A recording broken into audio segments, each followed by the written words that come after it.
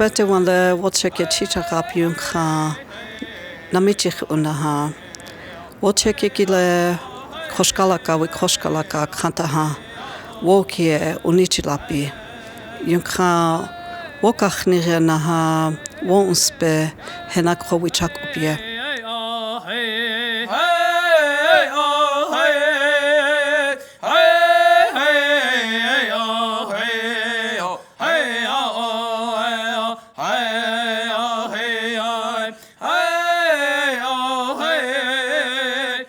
Beyond this page is my story, completely told by me. I'm not completely amazing or horrible entirely. I'm me. More importantly, I've been me.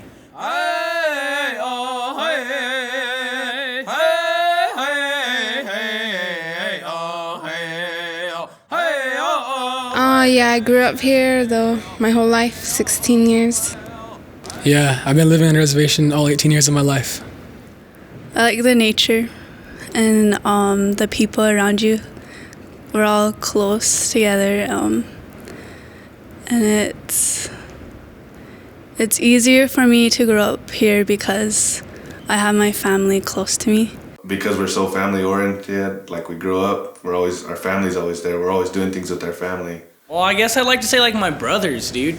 They're not like my brothers, but they're like my brothers, man. Like I have so many like in Pine Ridge, all my skate brothers. I have brothers here, like, and it's like it's good. It's like a it's like a brotherhood, and it's like we're all together and we all do things we love together, or we find common interests and we become, like this, man. And it's just good and it brings up your spirits. I think that it's really cool that we have like.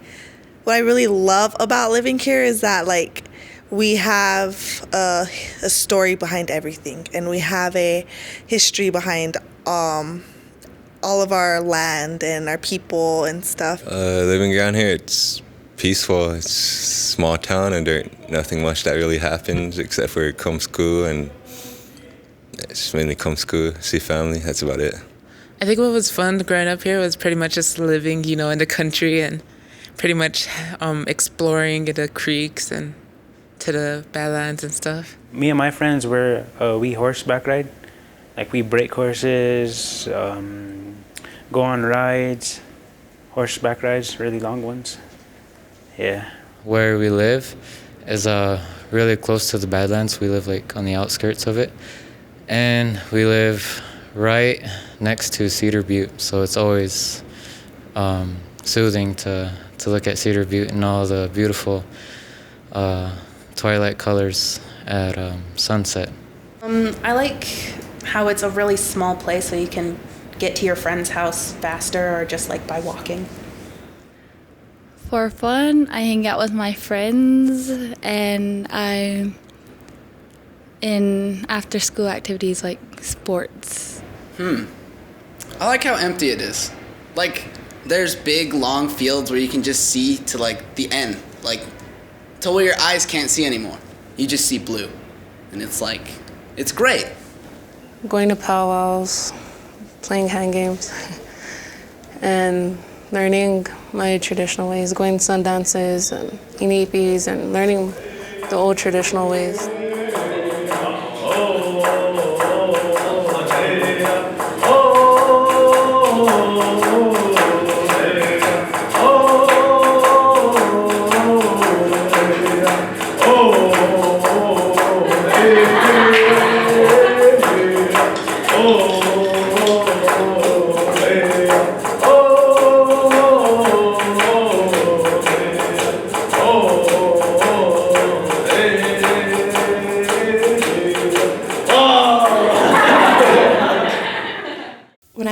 like the future, like the reservation, because I do want to raise my kids here on the reservation. I don't, a lot of the times you see people moving their families away, you know, for better opportunities, but this is what has shaped me, and this is what has made me everything that I am today. And I do want to raise my children here. I do want to have a family and a home here. But first, there are a lot of changes that we have to make as, you know, communities and as families and as people. The stigma around here is this constant feel of negativity around here. You know, I'm only 17, but I've seen so many things that really should not even be here. We were thrown onto reservations, or placed onto reservations, and it sort of stuck around. We sort of parted from our traditional ways, and some of us even forgot about them, and it's kind of sad. Oh, boo-hoo, it happened to you guys. Big deal. That's all you guys talk about. It's like, because no one gets it, man. I mean, we teach about history so that way history doesn't repeat itself, right? Sitting Bull was just killed about 2 weeks before that. And my grandfathers had moved down from Standing Rock to a place called Bridger and Cherry Creek. And Bigfoot was on his way down to help negotiate a truce between the U.S. Cavalry and Red Cloud, the Oglala. He was a peacemaker. He never reached Pine Ridge. He and his families and most of his people were wiped out at Woonanee. There are a few survivors. So, you know, the U.S. government's purpose in the beginning was kill the buffalo, kill their food supply, their culture. There was a retaliation for Custer being wiped out in 14 years before at Little Bighorn, when Custer and Benteen and Reno and all the major heavies of the Civil War came here and started the wars against Indians, and they were defeated. Our tribe was one of the last ones to be caught by the government, so we're like I wouldn't say really fierce, but we're like a strong tribe. In the evening, they camped at Woonanee Creek, and the next morning, for no reason at all, the U.S. Cavalry just opened fire on the Indians. The women and children were mowed down. It was told by my auntie, my dad, that Washichu means takers of the slaves. Now there's other people who will say Washi-Ichu means to take the fat. Now why to take the fat? The taking of the slaves kind of obvious, that one there. But to take the fat, that the reference is, I think, to the society, to the race that will take everything you own and the fat that on your steak, you know. They'll take everything that you own and the fat on your dog. Hitler got the idea to genocide the Jews, and he took a note from the best killers ever, the United States government. I mean, they're still bombing places, you know. They got all this land, everything else, they still want more. They're reaching out for resources left and right. And I know some people will say that is derogatory, and I don't know. You know, I grew up here. That's what we called white people, Washichu. Not ashamed to say that. That's what I was taught. And like concentration camps, reservations, concentration camps, they killed us, okay? But the Jews still don't live there. You know what I mean? I mean, we got forced on this place because we were different, because we were savage, because we didn't speak English, and we didn't do everything the way they wanted us to do it. So we got placed on these little chunks of land, and we're forced to live there.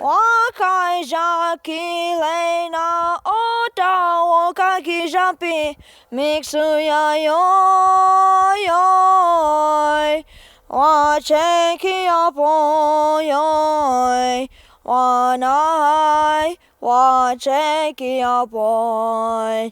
Wanai, wacheki a boy. Wacheki a boy. Hey, oi. Wanai, wacheki a boy. Wanai, wacheki a boy. Wanai, wacheki a boy. Wanai, wacheki a boy. Wacheki a boy. Hey, oi. I learned in school that war is when nations disagree.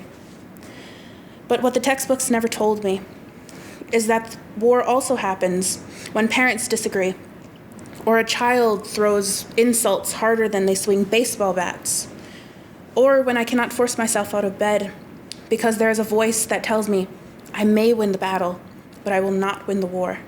They don't have, their parents don't watch them good enough. They don't show them enough attention. They show them that they don't care, and once they feel like their parents don't care, they feel like no one cares about them, and they go down the wrong path, you know.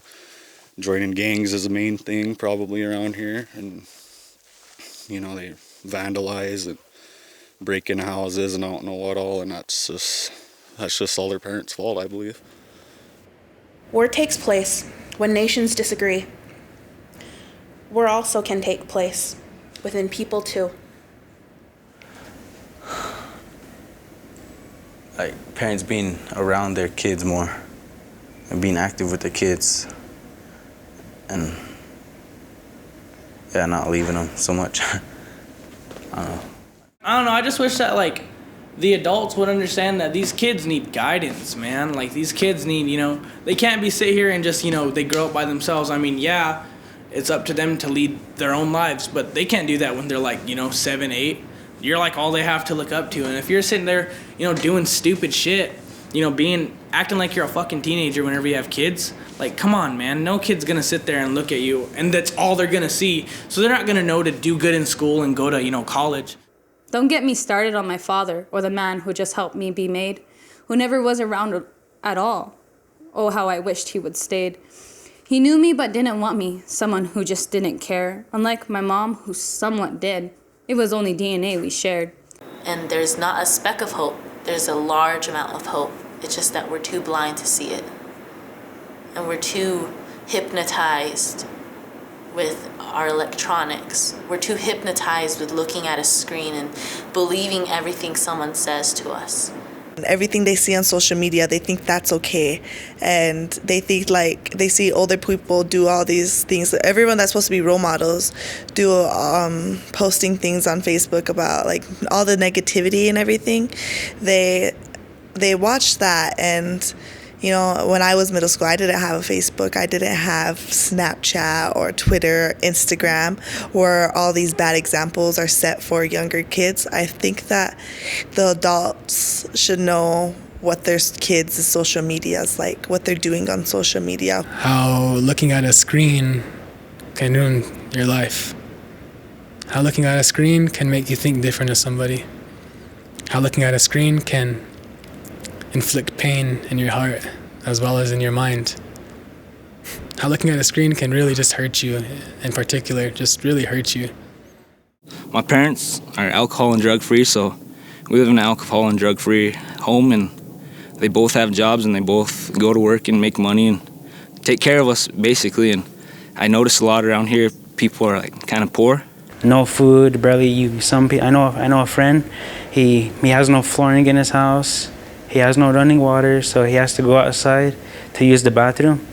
And he tells me it's very cold out there, and it's like he has to do that every day, and he has to get a hose to go to his grandpa's house, and that's how he gets water to go inside his house. Because there's like 4 families in one house, and it's crammed, and some of the houses are breaking down. They don't have heat, the water don't work, and like they need a place to sleep, but you can just have blankets and pillows on the floor, and it can get cold in the winter for them, especially with babies and young children. Most people just sell wood and stuff. I understand that they need money and all that, but me growing up without like heat at nights, and like my uncle, he used to come around a lot when he bring wood, but not all the time. Like, used to just make me happy whenever it's warm at night. Just sleep better. Used to stay up late to keep the fire going, but there's one thing I could change. If it was up to me, I would bring more businesses to the reservation to help raise the quality of life here. I used to go around my uncle a lot still today, cutting wood and like getting loads of wood.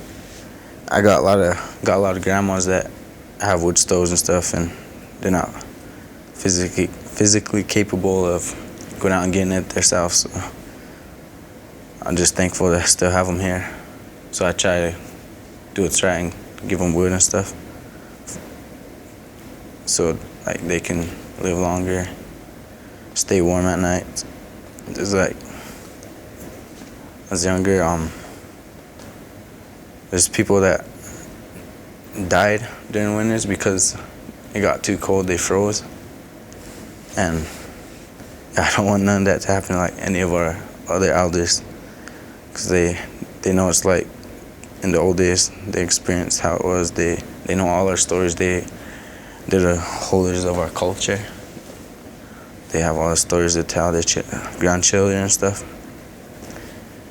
And I realized that, so I try to give wood to them as much as I could if I go out and get some.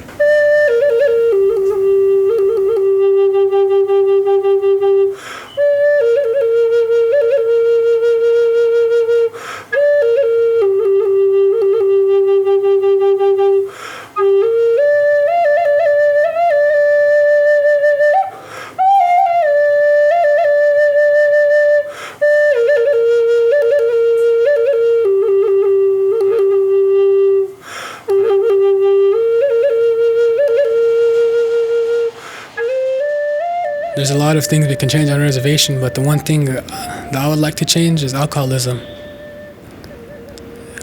Is really alcoholism. That's the one thing I would change on a reservation. If it wasn't for alcoholism, if it wasn't for alcohol, we would be contending with the majorities. We wouldn't have all these stereotypes, these labels, people being biased towards us. We wouldn't have all these different things and all these different myopic understandings. I always tell them that drinking's not good. All it does, it just makes you get into fights. Because there's so much young people that do it, and it's just not right because it's not healthy for them. The downfall of that is it ruins families. It ruins races. It kind of ruins everything. It's not part of our culture. A long time ago, our ancestors didn't really do any of that, and I don't think we should be doing any of that. I think it's disrespect. Drink responsibly. We're all adults. But, Europeans had hundreds of years to get used to the effects of alcohol, whereas us, we couldn't even get the flu, we died, because our immunities were different. All Indians do drugs, and that's not really true. Because me and myself, and I know my family, my household family are drug and alcohol free, and it really irks me when people say all Native Americans are drunks.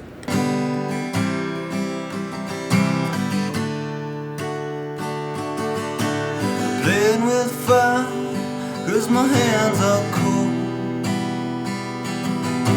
Alone is where I found my own. I'm walking into the unknown. Finally I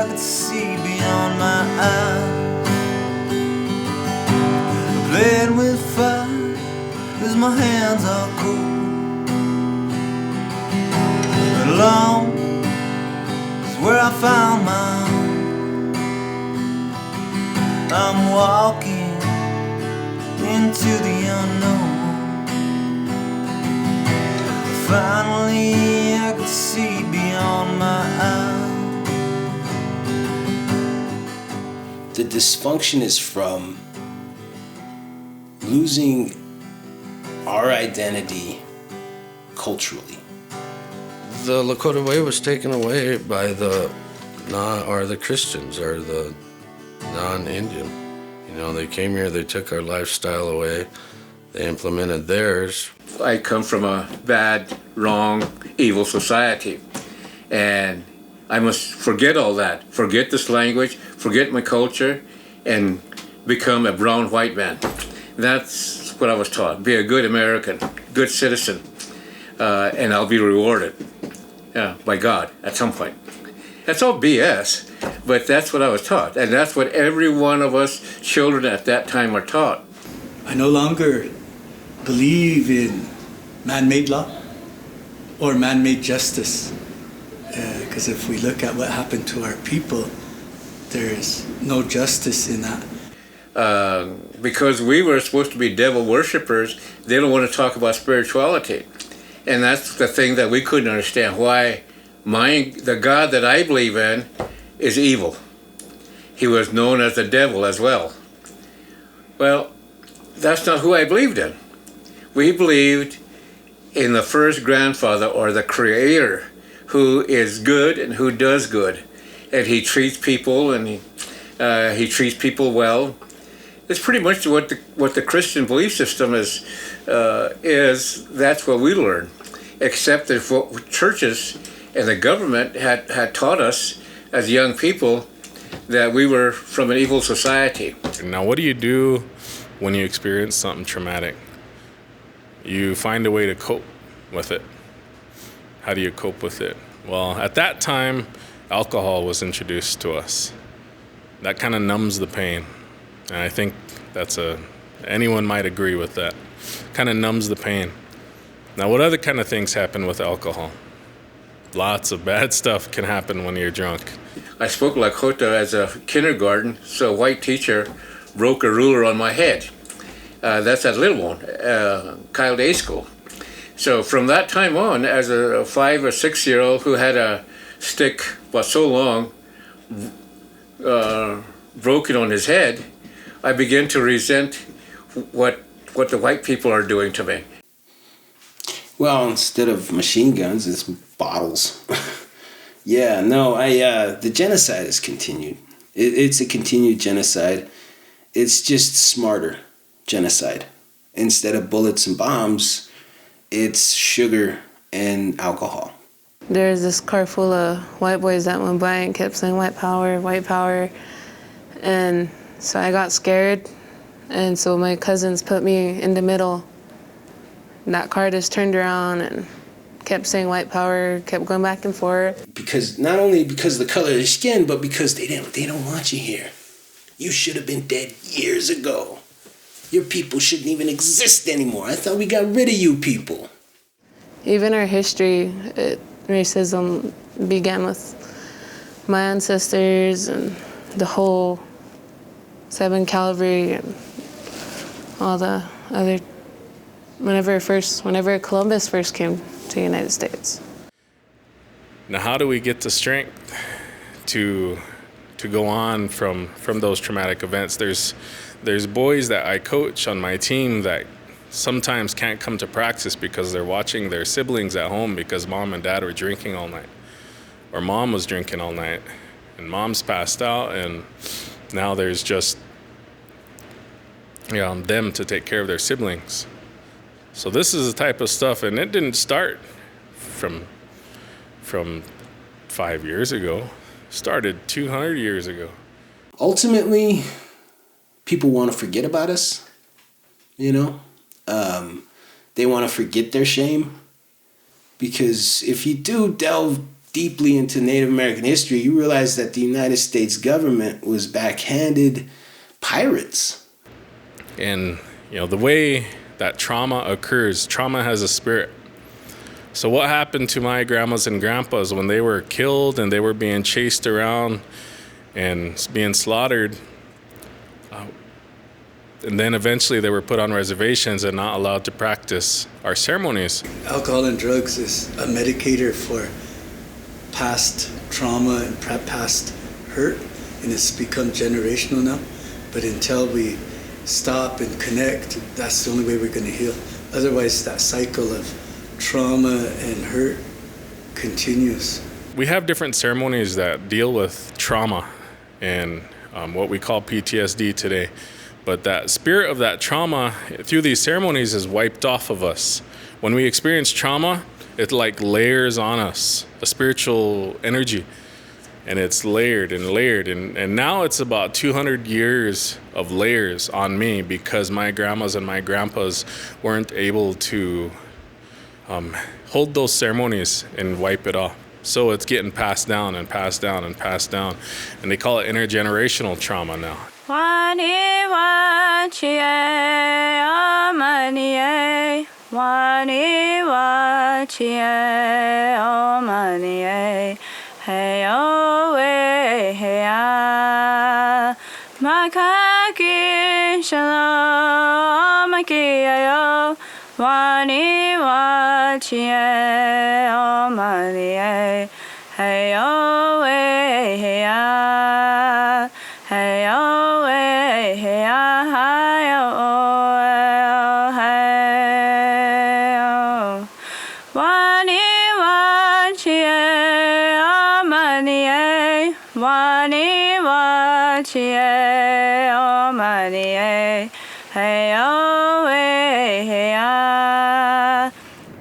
The day after I killed myself, I cried. I ran to the morgue and tried talking some sense into that girl, trying to tell her to wake up. She wouldn't. The day before I killed myself, I fell in love with life.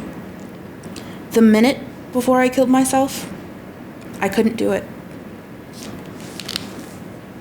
Why does it feel like no one cares about her or no one loves her or anything? Her bright sunny days turned into dark stormy nights. She always asked herself, why do I get picked on? Why am I the one that has to go through the worst? Why this? Why that? There's so many suicides on the reservation that it's not even funny. There was a mass suicide in January to March last year. And one of my friends, Alani Martin, passed away in that. She was the first one to commit suicide. And it was painful. I saw a lot of my friends hit that extreme rock bottom and they didn't know what to do after those mass suicides happened. Me, honestly, I don't want no one to feel like that because it's really sad and it's hurtful. And sometimes I blame myself for it. Like I could have been there for that person more or could have done more to stop them do it. And me and my family were really affected by when my cousin committed suicide. After doing all that, she finally found herself after crying, screaming. She talked to the one person that was always there for her. She felt better after that. Until this day, after 6 long years of fighting battles, she's still here. She's still standing strong, showing and proving everyone wrong. Thank her for never leaving. Thank her for still believing in faith, because this young woman you may ask of is me. I'm still here. There's a reason that the kids today think that they have to kill themselves, and it's because they don't think that they receive the love that should be granted to them. Because if you're gonna bring somebody into this world, like, the least you can do is stay there and help them through the early stages. People here who could have taken their experiences and their challenges and turned it into something good for themselves, and I really wish that we could learn from our mistakes. It's not cool, man. You need to love yourself. I mean, how far are you? I feel like all these problems that a lot of these kids have will go away if they learn to love themselves. I know what it's like to lose somebody to suicide, and And I just want people to know that it's not okay, and that shouldn't be an option. Sometimes the adults don't understand. They expect us to come out and talk to us. Like some people like me, it's easy to us because we're comfortable with it. But there's some kids out there that use cutting, alcohol, drugs as their way of escape. I know because I did it too. But they just need to understand that it's the life that they're stuck in that makes them want to leave. The suicide is a high epidemic because of the sexual abuse, the drug abuse, the physical abuse, and emotional abuse that's thrown around out here. Namichich unaha. Wochekikile khoshkalaka we khoshkalaka khantaha. Wokie unichilapi. Yunkha wokachnirnaha wonspe henakrowichak upie. Ampetu wan el oganamoji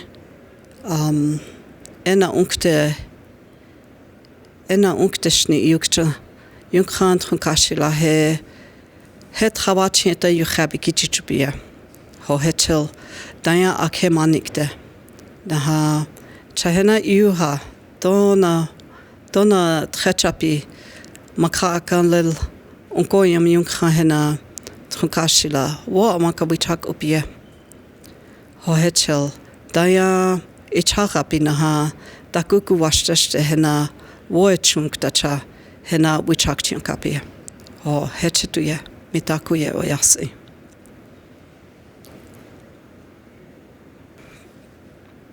The prayers for all the youth, and in fact I was just gonna, for our youth, and here it came to the world. I don't know how that happened. So it's all the youth in the world so that they can have the knowledge and to wipe out any thoughts of leaving before their time because they have something good to offer. They still have a life ahead of them and that people would need them.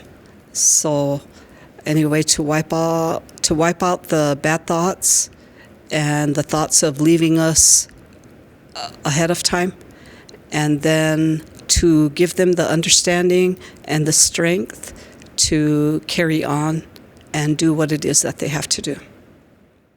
Because there's so many possibilities and there's no limitations or boundaries as to what is out there and what we can do. But I think that belief and hope is one of the most important and necessary things to have. With the student council, we are doing a couple of programs where we're aiming to help the community around us, and one of the programs that we plan on doing, we're still in the process of it, is we plan to provide and sponsor more outlets for kids to express themselves. And when kids express themselves, they feel better. And when you feel better, then you're more happy. It's called There Is Hope. And it is basically just trying to prevent suicide in as many ways as we can. What motivates me is that, when I leave here, I'm graduating this year, and when I leave, I want to be able to say, that was me that put that vending machine there. Me and my student council, we did that. We worked hard for that. And what really, really motivates me is, the fact that I'll make a change, is that I could have that under my belt. It may be hard, and I always think of things as it's hard right now, but if you get it done, then it's easy. We're trying to become that leader again, to show that we have leaders again, to show that there's leadership inflicting in our lives and that we're gaining a lot of leadership characteristics to help our people. I put on a big basketball tournament for all the youth to come together and be here and hang out and have fun, eat, because around here there isn't that many young kids that get to eat a meal every night, so we fed And not only was it a tournament, we also had like booths around the gym with like information about suicide or who to talk to and all that. And we also had people with experiences from suicide. So we had parents that lost children to suicide here talking to the participants of the tournament. When I look at my generation, I see a lot of hope in them. I see a lot of people that have every characteristic to excel to greatness and to achieve what they want to achieve. Yeah, there's a lot of people that probably can't find the strength to make them achieve what they want to achieve, but it's there, it's within them. All they need is a little push, a little nudge.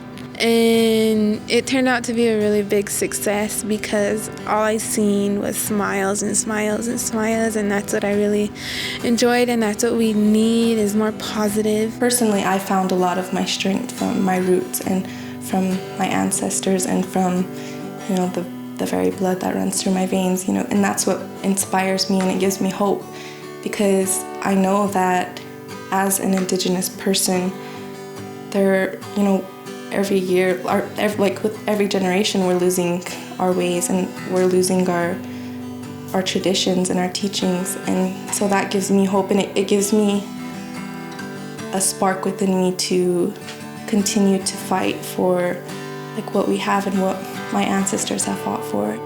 I want my children to go back into their traditional ways. Wa'ushila, and that's caring and compassion for one another. But if we look at the values, each one of the values is that's what our ancestors gave us. That was to me the treasure that they gave us. If we practice those values, it's a way to live. It's a way to live life and how to treat each other. There's many stories, like why the people live as they do, why the animals, who they are, what kind of spirit they have, and why they're here for. And even the fish have their own stories. The birds have their own stories. The eagle is the paramount of all the flying creatures. The eagle communicates to the first creator, the first grandfather, because he can fly the highest and go into the heaven to talk to him. He said, take care of the grandchildren and the children. And he said he was going to come back as an eagle. He said, one day, he said, I'll come back as an eagle and you'll always see me. So when I see an eagle, I know it's him. Our creation stories, those are real important. So it gives those kids a base of where they come from. So we could keep our tradition alive and bring back our Lakota language. That's the biggest thing and problem that's going on in our culture right now. I'm part of a very cultural family, a very traditional family. One of the few families that know the Lakota language. So growing up into that family, it's just I guess it's just constructed into my mind and my body and my soul. That's how our language is composed, is syllable by syllable. Every one of them has direct meaning, but it's always tied into something organic and something that is alive, like a human being or an animal or a flower or, whatever has life. God, the first grandfather, which is the creator, or God, gave life to whatever that is. A really cool motto, it goes, Wanahielo. It means right now, in this moment. And it's a really cool motto because we should do the best we can in this moment. And if we do that, then we'll put ourselves in a better position in the future. Our saying, Hokahe, is a good day to die. Would you fuck with somebody who that's your saying, it is a good day to die? And I live by Blihichiapo, which means take courage. Take courage, and just it just means take courage. Blihichiapo, take courage. It's the center of everything, and without courage you won't be able to do much. And another one I live by is Nake Nula Wa'u. And that means you don't know how long you're going to live. Your life's unpredictable. You don't know what's going to happen. Nake Nula Wa'u. It's a very, very good warrior term. The language is what makes us who we are. And so if you forget this language, or if you stop speaking this language, or if you don't believe in this language, then you have just moved away from being a Lakota. You could be a full-blood, 4/4 Indian like me, but if I don't believe in those 7 laws, I'm just a brown white man, you know. Hey, hi, hey.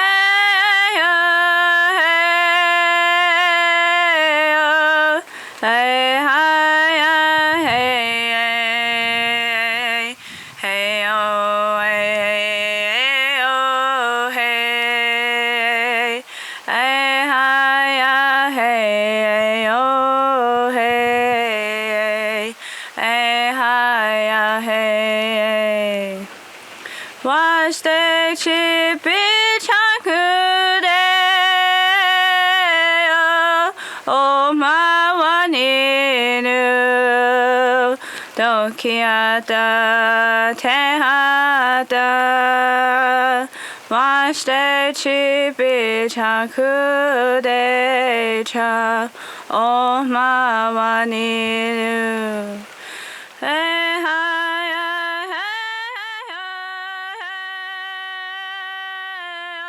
The culture brings strength, and when we say the culture, it's not a religion. It never was. It's a way of life. The drumming, the singing, the prayers. Prayer is a daily thing. They help you through, like, if you're sick, if you're feeling sad, if you need someone to talk to, then you can, like, pray about it, and then they help you a lot, no matter whatever obstacle you have. Like, the traditions will help you, no matter what. Even if you think they don't, they will. It just takes time. Because of those deep-rooted spiritual connections that keep us alive.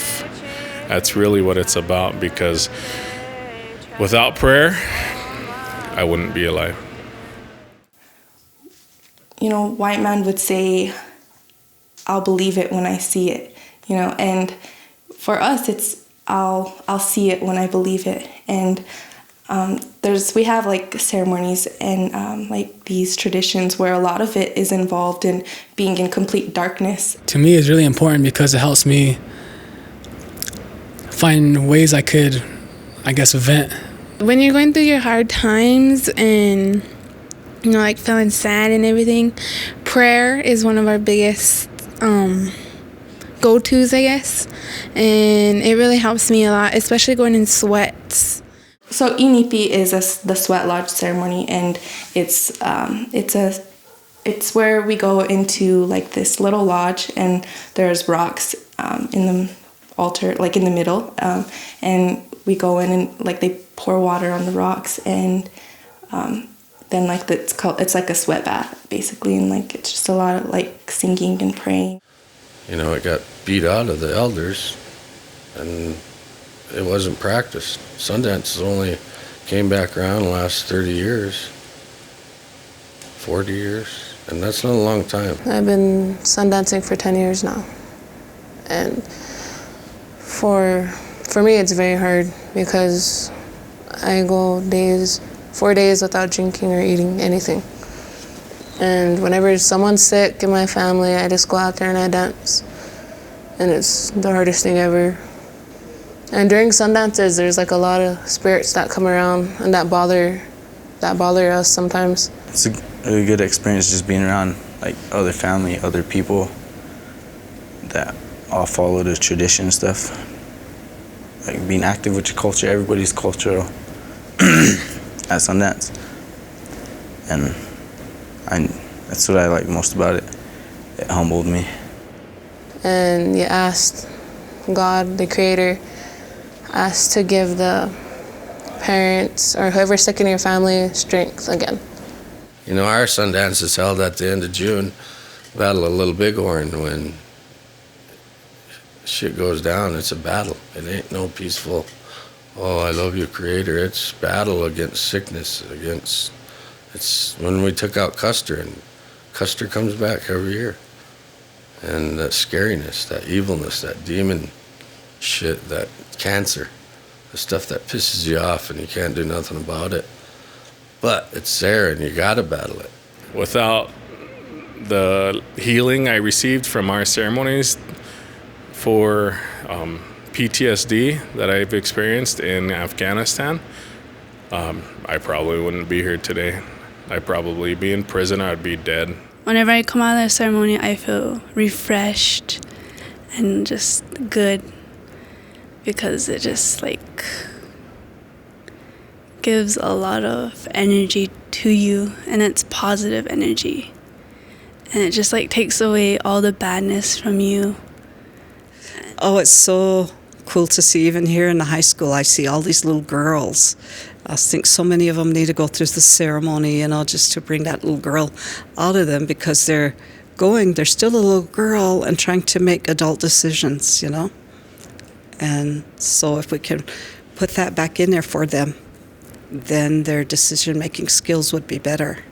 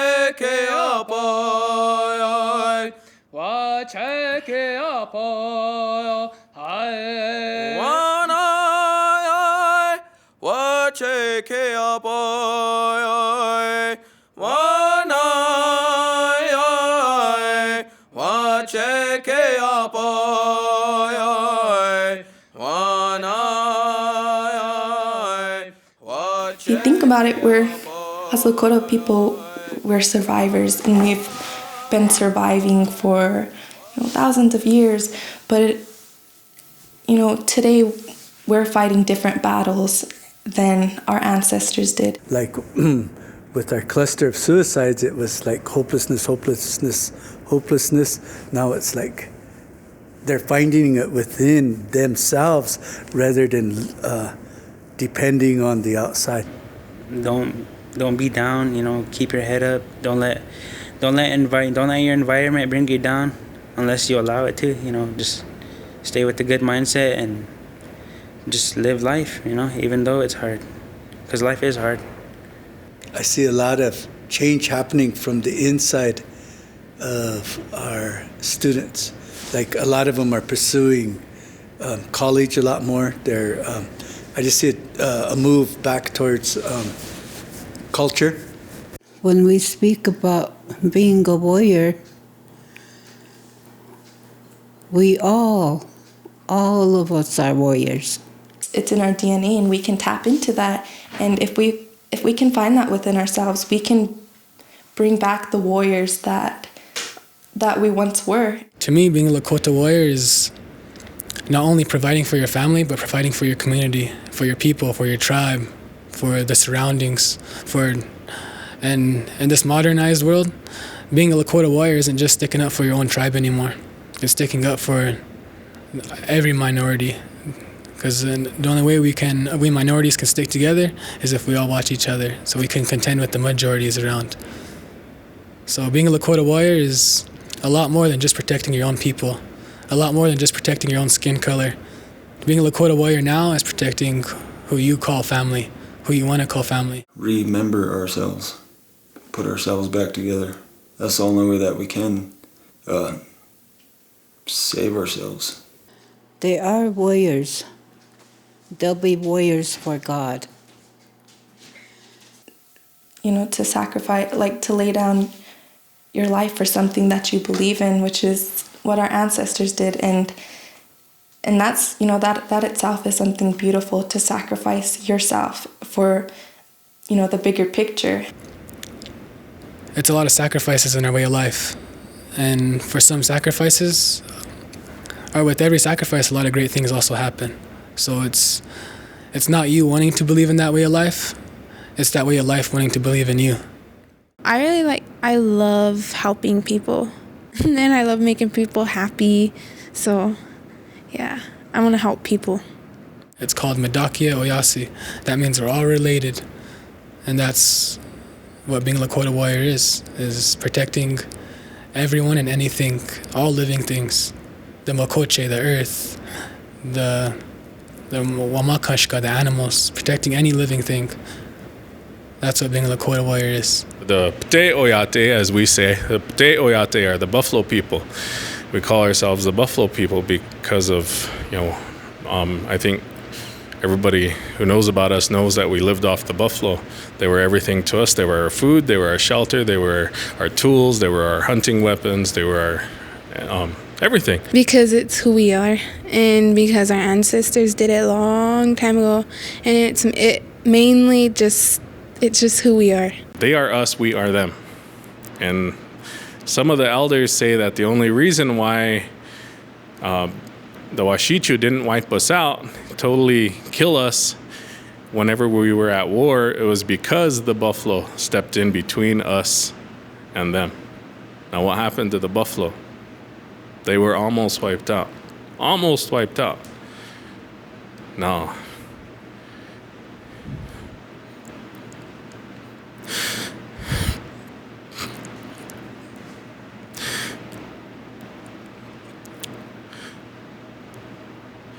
You see what I mean? These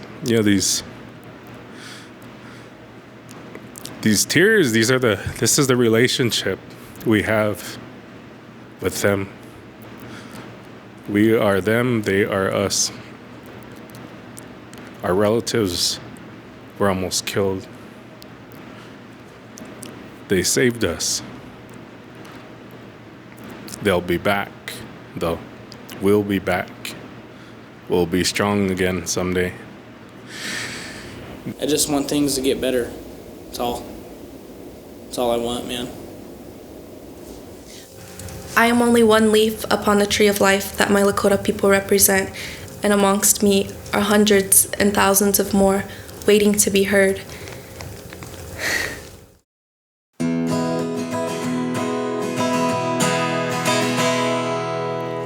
woke up with the stars and I rose to the sun.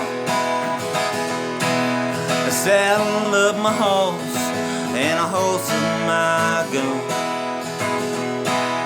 I rode on down the river to see where they're gone. 'Cause I'm a green-eyed Lakota boy and I'm hunting someone.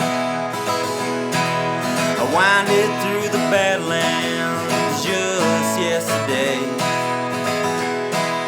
abiding at the hills of the 7th Cavalry. They don't have a clue what I'm hoping to do. Scalp that damn general, and that's my point of view.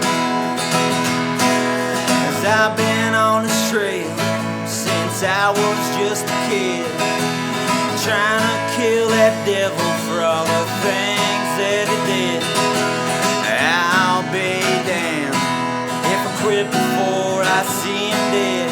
I'll be the man, turn that blonde hair red. Follow the soldiers out into the plains. I watched him at the campfires, I whispered his name. I should've took the shot when I had the chance, 'cause that's the last time that I'd even get a glance. I walked out on the battlefield the very next day, just a hunting and a searching, just making my way. And they don't have a clue do is scalp that damn general, and that's my point of view. 'Cause I've been on this trail since I was just a kid, trying to kill that devil for all the things that he did. I'll be damned if I quit before I see him dead. I'll be the man, turn that blonde hair red.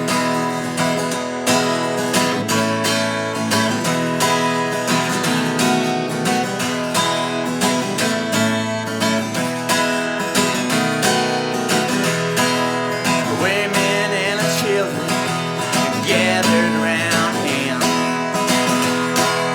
When I walked up, he was already dead. General George Custon is no longer alive. I'm a green-eyed Lakota boy, it's a good day to die.